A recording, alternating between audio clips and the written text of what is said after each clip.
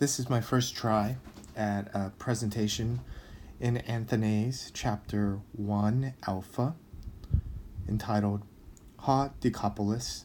First, let me say, just excuse my pronunciation. I have horrible pronunciation.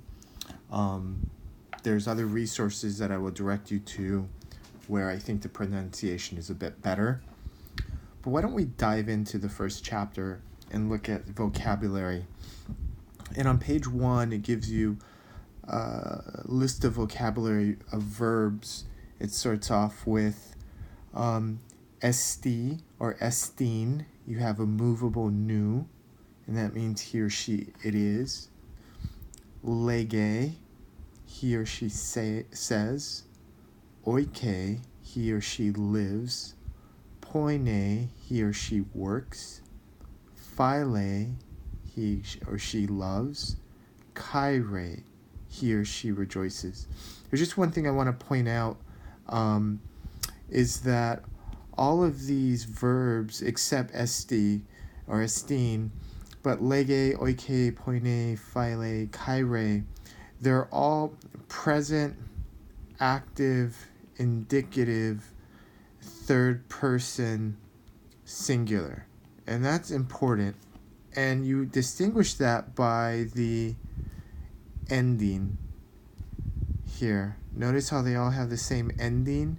That is going to be a flag for a third person present active indicative verb, and it's going to be he, she, or it. Let's move on to the nouns. The nouns are all masculine.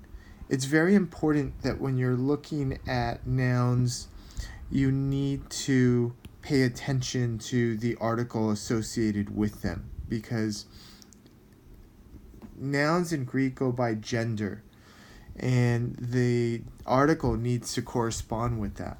It's similar to Spanish, where you have el chico or la chica. The article that precedes the noun has to correspond. In Spanish, it's with an A. That tips you off that it's a feminine noun. And with masculine, it's with an O. That tips you off that it's masculine. And Greek functions the same way. And let's go through the nouns. Har agros, har anthropos, ha arthrugas, ha oikos, hyponas, hi citas. And these are all singular nouns. You have the singular masculine nominative definite article, and you have singular masculine endings on all of these.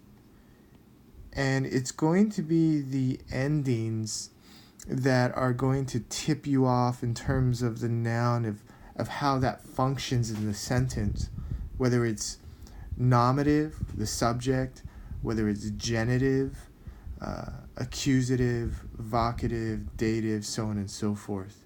But these are the nouns that are given to you right now. Moving on to the adjectives, they are kalos, makros, mikros, polos.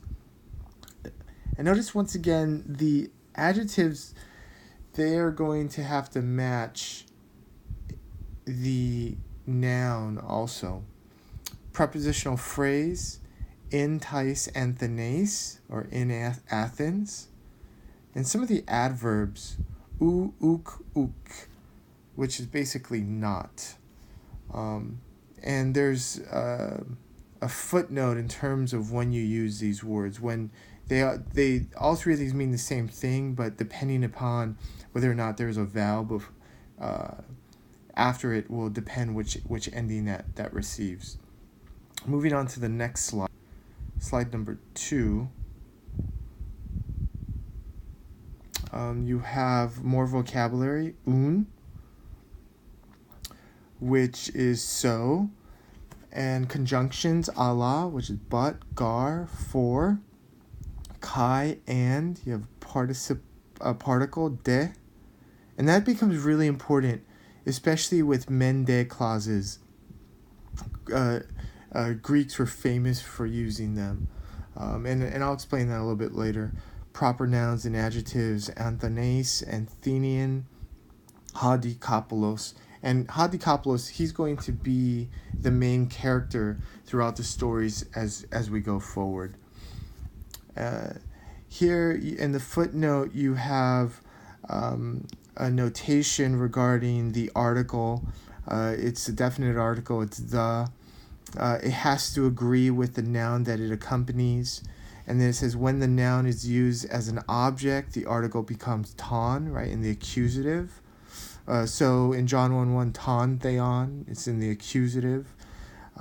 Sometimes the article need not be translated in English, like with ha theos. You don't necessarily translate it the God, just a capital God is sufficient. Sometimes it can be translated as a possessive his. And then the obvious, there's no indefinite article in Greek. But there's a concept, though. There's a concept of an indefinite article, but there's just no place marker for it. I'll let you read that on your own. And these are postpositives, basically mende, gar. Meaning they're not going to be the first words you see in a sentence. They'll be the second words, and you'll see that in the paragraph as we go on. So this is the first paragraph that they give you to translate, to read through in Greek. It can be very intimidating, but we'll go through that a little bit later, and it's really actually not that bad. Let's move on to the next one.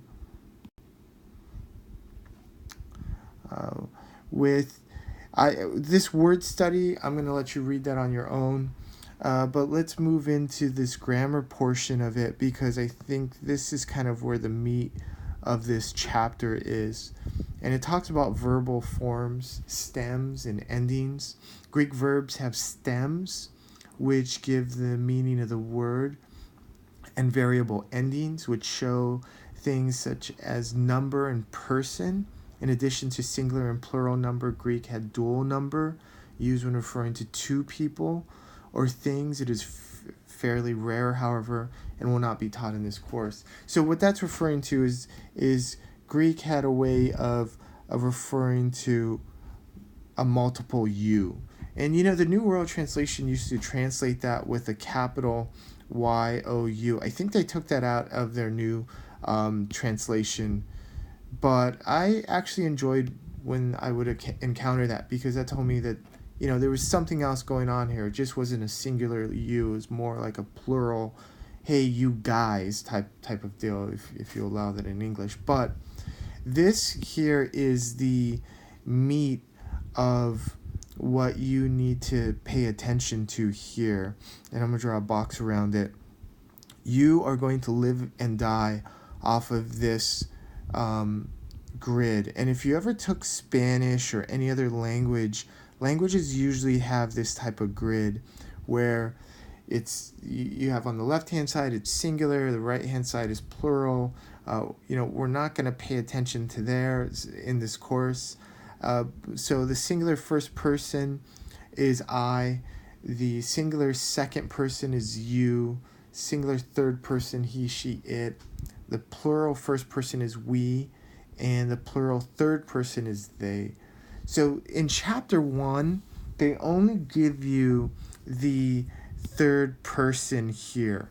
They're only dealing with hadikopoulos. They're not dealing in first person. They're not dealing in plurals or third person singulars or even second person singulars. They're just dealing with one individual. So all of the verbs are going to have this sort of ending there, and we saw that in our initial with vocab. So let me continue reading my highlighted portions, which is the Greek verb for loosen, loose, will serve as an example of a regular Greek verb. The verb for love will serve as an example of a contract verb. type of verb in which the vowel at the end of the stem contracts with the initial vowel, the ending. The irregular verb for be is also given. And lue luein is a very typical Greek verb that you encounter in really all of your grammars in which they go through. So I'm going to move on to the next slide, slide number 4. And here you have, once again, the meat of this chapter, and it's just showing you the lexical meaning here, and then attached with this third person present active indicative singular stem ending, and it's lue. Phile, and it's saying, look, you don't add two epsilons together. It's not double epsilons. It contracts and it becomes phile. There you go. And esteem it doesn't follow the other two. It's a special verb unto itself. And I'll let you read about the movable nu. The next section talks about grammatical gender. I'll read the highlighted portion. In learning vocabulary, always learn the article with the noun. This will tell you its gender. Ha for masculine, hen for feminine, and ta for neuter. All in this chapter, it's basically masculine. This is also an important section here regarding stem endings. Greek nouns, pronouns, and adjectives have stems, which give the meaning of the word, and variable endings, which show the function of the word in the sentence. The endings of nouns, pronouns, and adjectives are called cases. And there are 5 cases. There's nominative, genitive, dative, accusative, and vocative. And in this chapter, we're just dealing with the nominative and accusative. And here's an example of a stem, clairo, or rather clayra. That omicron is a hard O, like in omelet. So here you have farm, and it's showing you the ending, the masculine singular ending, which is a sigma, and it comes clayros. This case is used for the subject of the verb and the complement after the verb is. Here's the subject, clayros, esti, mikros. So the farm is small. And here you have, in typical word order as we would see in English, you have the subject, then a verb, and then some sort of complement, direct object. But in Greek, word order does not play a part. That word order can just be all over the place. Moving on to the accusative ending, which is going to end with a nu at the end of it. The accusative ending, a nu, clayra. Once again, we dealt with that word, but it's in the accusative case, and it's going to be clayron. This case is used for the direct object of the verb. So here's the subject, ha anthropos. Notice masculine. It has the definite article that tips you off that it's a nominative and it's a subject. Geroge, ton, clayron. You have your verb. Look at the ending. Third person present active indicative singular, ton, clayron, in the accusative form, and that becomes a direct object. Note, and then it continues here. Let me just read this paragraph. Note that it is the endings of the words, not the word order in which they are placed in the sentence, that builds the meaning of the sentence. The first sentence above could be written, mikros estin ha kleiros. The definite article marks ha kleiros as the subject. The second sentence could be written, ton kleiron grege ha anthropos, with a change in emphasis but no change in basic meaning. I think we're all kind of aware of that. Agreement, definite articles and adjectives agree with the nouns they go with in gender, number, ha kleiros, agros. Then use of the definite article, I'm just briefly skipping over this. I'm going to assume that you're reading this, and this is pretty straightforward. We can discuss this further if you have any questions. Use of the definite article. The definite article is sometimes used in Greek where it is not used in English. Hadikopoulos. Sometimes can be translated with possessive adjective in English. I'm going to skip these exercises because that's something we can do later once we meet up. But let's move on to the passage back, I think, on page 3 that we skipped over. And if you see up above the passage, I have color-coded green, red, and blue. Green will function as a subject, red the verb, and the direct object will be blue. And let's just go through and kind of read this passage and break it apart. And I want to show you how I go through and translate sentences. And it's been a while, but here we go. The first sentence is ha dikopoulos athenaze estin. So you find your verb, and your verb is to be, right? Third person, singular. Well, then the subject here, let's get the subject. And the subject should have the article in this case, and it does. Ha dikopoulos. And then our direct object is going to be, there you go, athenaze. So it's basically saying dikopoulos is Athenian, right? Because we then have to translate it to subject, verb, direct object for English. So dikopoulos is Athenian. And then let's move on to the next sentence. Oike de ha dikopoulos uk en tes athenaze ala en tois agrois. Let's take the first unit here. The first word we encounter is a verb. Oike, he lives. And then you have that mende, even though men doesn't occur in the first sentence, but you have, it kind of serves like a but. But he lives, and then we encounter the subject again, right? Masculine, singular, dikopoulos. So it should read, but dikopoulos lives not in tais athenaze, so direct object, not in Athens, but once again, a similar, in tois agrois, in the countryside, in the fields. Okay.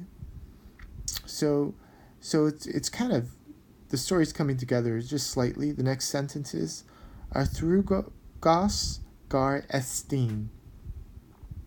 For, right, there's that gar. It's never going to be the first word in a sentence. Estin, which is your verb, and it also means he is. And here, Arthrugos,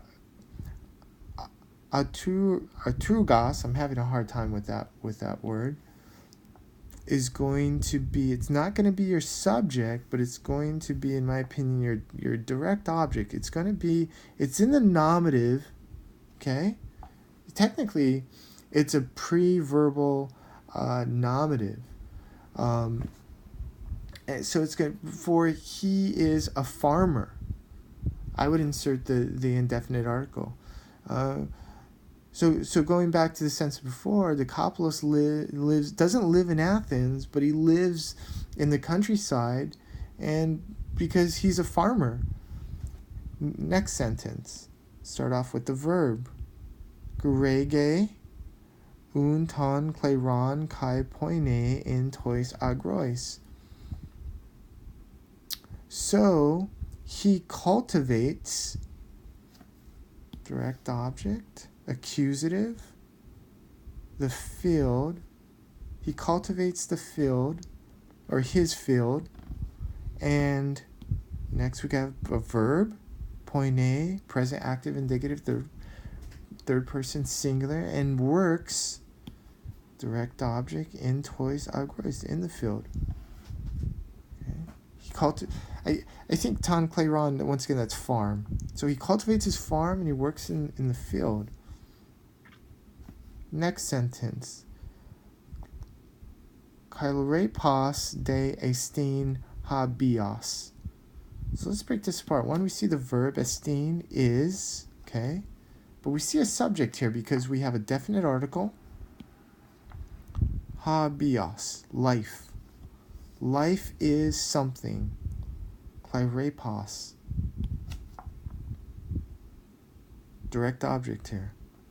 So let's convert that in English. Life is difficult. Okay? Next sentence. Hargar kleros esti mikros. Let's take a look. Where's our verb? Esti.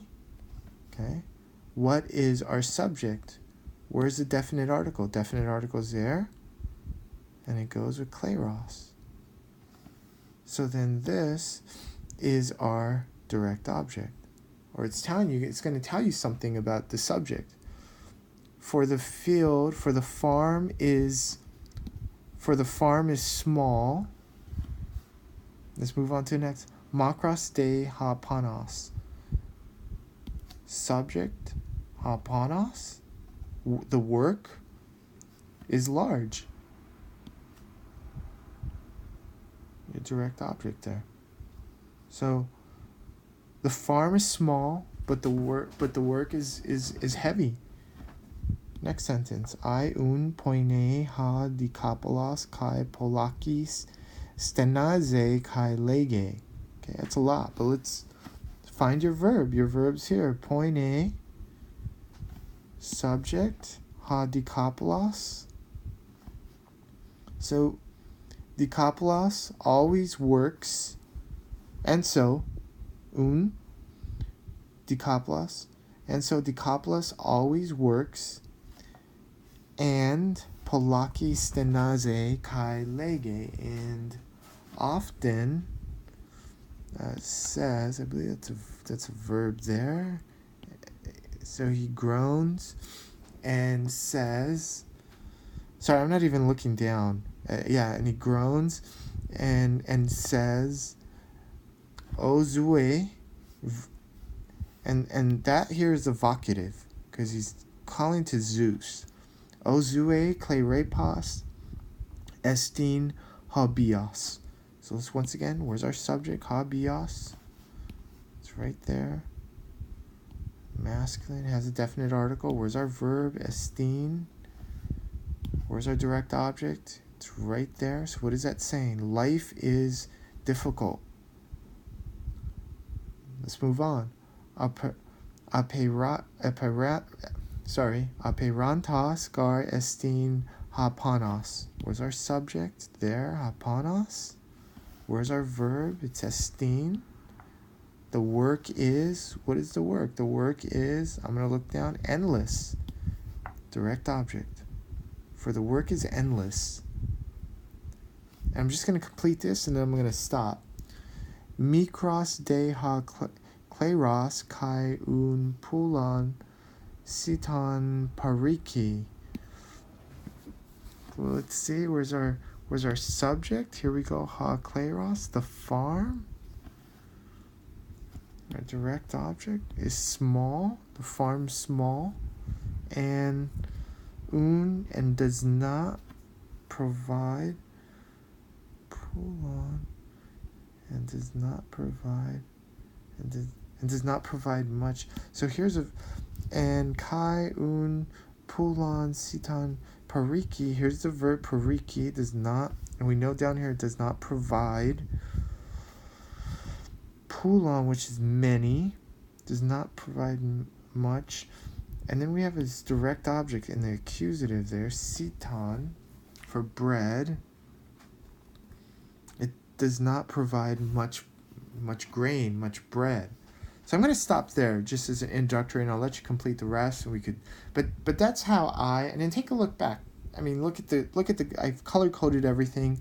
Take a look and see if this makes sense to you. And that's the last page. I'm going to stop.